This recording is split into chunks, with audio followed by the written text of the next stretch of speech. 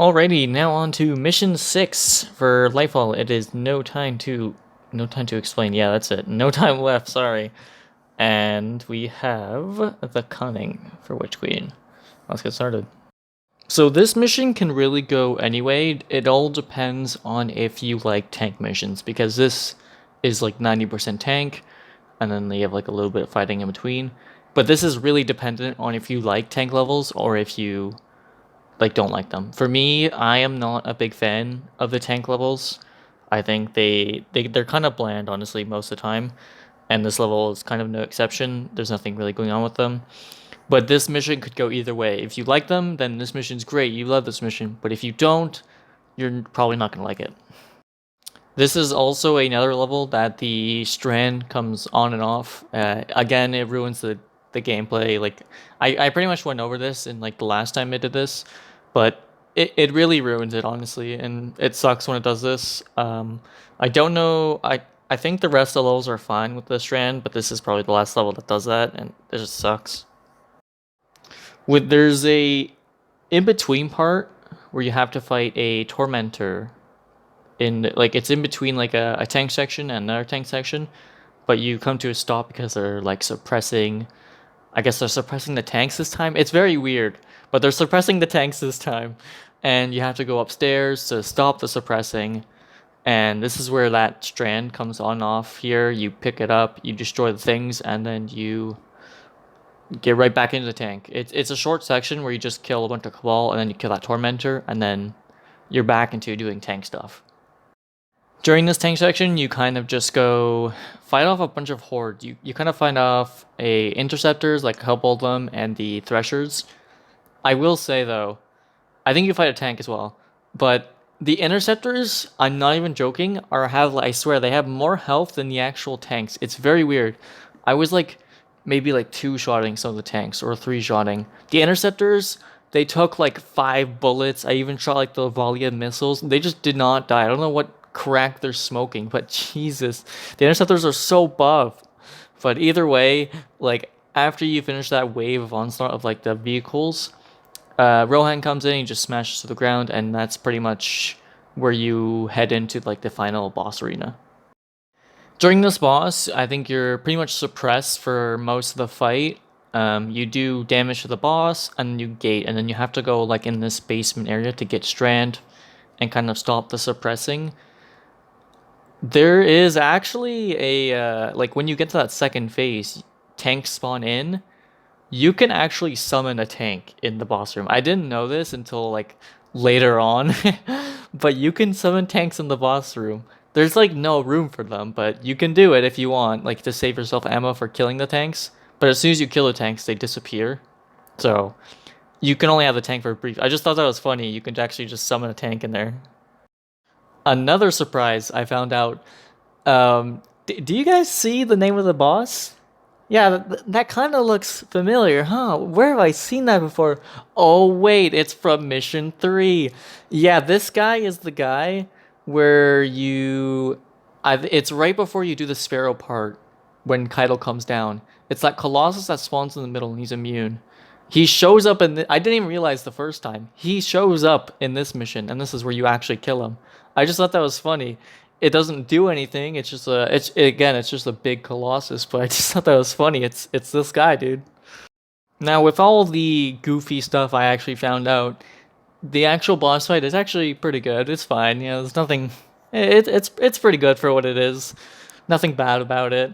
But that's kind of where the mission ends. You just do the boss fight, and then boom.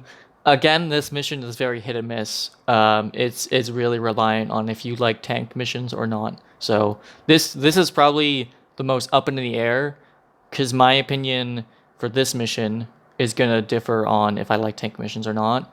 The same could go for you. So this mission could be up in the air. But let's move on to witchqueen mission. Now on to the cunning for witchqueen.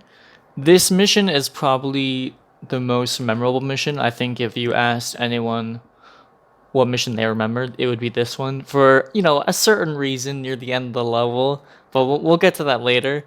Let's get into the level. The beginning of the mission is actually quite slow. It kind of has you work your way to the main area, the main set piece. But while you're making your way there, it just kind of has you kill a bunch of scorn. Not the most interesting thing, but it's just a slow start. It kind of it pays off in the end. But then the mission kind of takes a turn as soon as you reach the one area where you just look down and you just see like the red in the ground and you see like the big bridge.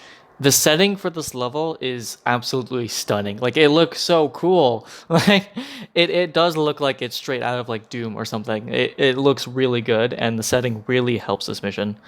But turns out the bridges are actually lifted up and you have to eventually lower them down. So you kind of have to wake your way around the actual drawbridges. And to do that, you have to shoot the symbols.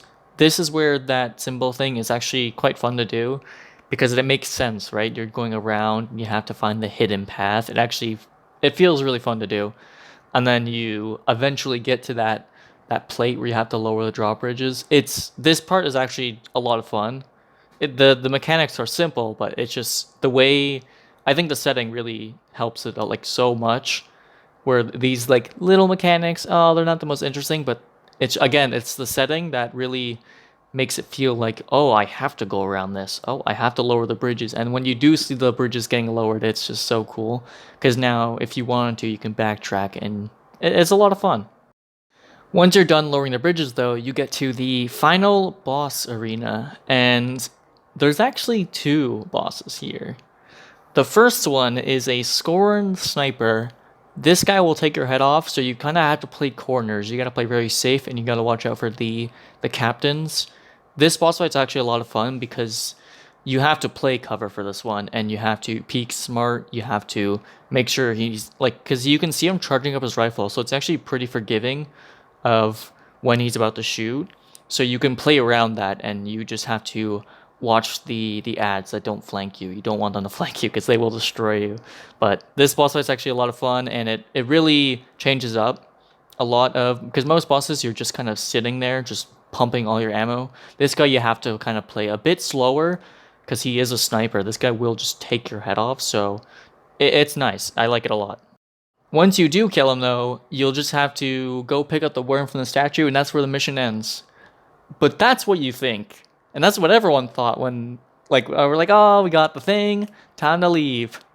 But then the where you came in from, you see this taken wall form, and you're like, oh, what's going on here? And then you see an armed car pop up. It's Riven of 1,000 Voices. Oh, man. This is why this mission is so memorable, because everyone remembers this. Just make sure you shoot L1 instead of L2, you clowns. Just don't wipe us, man. Like, come on. All jokes aside, this boss fight it's nothing, it's just Riven, right? It's just showing her doing her breath attack. It would have been cool if she did her tentacle attack too. It would have been so cool. Just you had to actually bait her tentacle, but it's just the breath attack, so you just have to shoot her mouth. When she's done, you'll see like a red glow. This is a lot of fun. I think this is really cool. This is one of those moments where a raid boss becoming a campaign boss, but like a kind of dumber down version of it, is just so cool, and I don't think anyone expected this. This is just so unique. We kind of saw that with the Spire of the Watcher dungeon, where the harpy became like the mid dungeon boss. That was done pretty poorly, but I think this is what, like, this is the good shit. We love this, but yeah, I just think it's really cool. No, but seriously, if you guys decide to shoot R5 when I call out R1, I'm going to hurt you. Once you do beat Riven, you'll notice she has a little bit of health left, and then you'll see like she starts her wipe mechanic, but then she actually does wipe you, but not. She kind of makes this mist, the green mist, and you see like this timer show up, and this is where the escape happens. You kind of have to go up these stairs, and you lost cons with your team, right? So you're just like, oh shit, I gotta get out, gotta run. And there's these pikes up top, and it makes for a great like escape. It's a lot of fun. I will say, if you are playing on a controller, for some reason the pikes have insane aim assist, and that aim assist. So when you're like, okay, let's say you're driving, right? I've died to this many times where you're driving and the enemy just kind of runs in front of you, For some reason, it has like really strong aim assist. I don't know why. It's only on the pikes too, where it just like curves you, like it tries to follow the enemy. So it's like, oh shit. It actually makes the escape a lot more fun. I imagine if you're playing on PC, like this isn't a problem, but if you're playing on controller, I swear someone has to notice this where like I don't even have my aim assist like on strong. I think it's just on the default, but the escape itself is just so much fun, and it ends with you just back at the top and you can look down. It's overall great mission. Now on to final verdicts, starting with Lightfall. I'm gonna give it the benefit of the doubt, and I'm gonna put it in good. It again, this could be even higher or lower depending on if you like tank missions. So like usually I just go on like facts. Oh, this was good about the mission, this was bad. But this I can't really. It really depends on if you like the tank or not. So I'm just gonna put it in good, kind of middle of the road. But like, cause the boss fight was good. The strand on off was bad, so it kind of balances out. It just really it honestly, this mission only comes down to tanks. So it's you guys decide if you really want it. If you really think this mission was great, you can change the score for yourself. Put it in the comments, I guess. Same with bad. It's all up to you guys, honestly. Onto the witchqueen mission. This goes into great. This is an easy great. The only bad part about this mission, I would say maybe not even bad, maybe like kind of mid, is the beginning. It's a bit slow, but as soon as you reach that middle part where you finally get to the main arena, kind of like a main area you're going to be playing in, it's really great. Like it's a lot of fun.